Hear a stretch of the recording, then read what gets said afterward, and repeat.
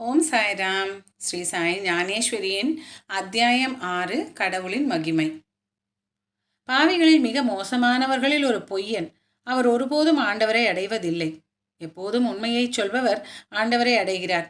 தவம் மற்றும் ஜபம் கூட உண்மை பேசுவதற்கு ஈடாகாது.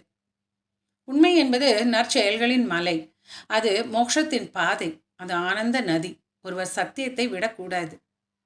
எண்ணெய் இல்லாமல் விளக்குகள் எவ்வாறு எரியும்? மளிகைக்காரர்கள் ஒவ்வொருவரும் சொன்னார்கள், மனிதன் முழு பைத்தியமாக இருக்க வேண்டும். அவர் எண்ணெய் இல்லாமல் விளக்கேற்றுவது பற்றி யோசித்து வருகிறார். விவேகமுள்ள எந்த ஒரு மனிதனும் ஒரு கல்லில் விதை விதைப்பதை பற்றி யோசிக்க முடியுமா?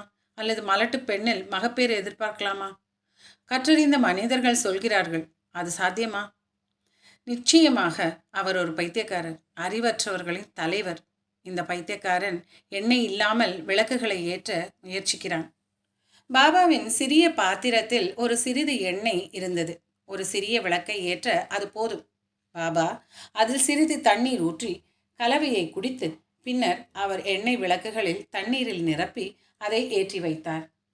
இரவு முழுவதும் விளக்குகள் எரிந்தன. இந்த அதிசயத்தை கண்ட ஷீர்டி மக்கள் பாபாவின் சக்திகளை பற்றி யோசிக்க தொடங்கினர். கடவுளே ஷீர்டியில் அவதரித்ததாக அவர்கள் சொன்னார்கள்.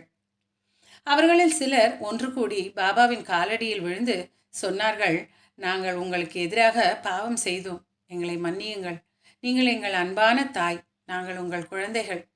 கருணை உள்ளவரே, தயவு செய்து எங்களுடன் கோபப்பட வேண்டாம். நீங்கள் மனிதனின் வடிவத்தில் பொதிந்துள்ள அறிவு, நல்லொழுக்கம் மற்றும் அமைதி ஆகியவற்றின் கருணை